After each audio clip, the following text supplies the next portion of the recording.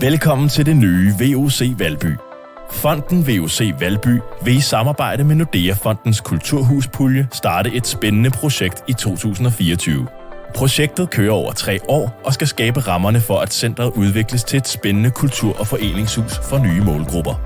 Udover renovering af huset kommer der også ny belysning, lydanlæg og udstyr til podcastproduktion. For småbørn etableres der aktiviteter med legeland med blandt andet hoppeborge, legeredskaber, børneteater samt musik og sang. For de unge tænkes der koncerter, spil og fællesspisning, og for hele familien arrangeres der aktiviteter såsom motion, spisning, kurser og koncerter. Vi har allerede grupper i huset med anden etnisk baggrund, og her skal vi udvikle videre på vores aktiviteter, så vi kan opleve hinandens kultur på en ny og sjov måde. En stor gruppe i huset i dag er seniorerne. Her fortsætter vi med ture, fester, foredrag og fredagsbarer. Vil du være med i udviklingen af det nye kultur- og foreningshus, så kontakt centerleder Lars Højmark.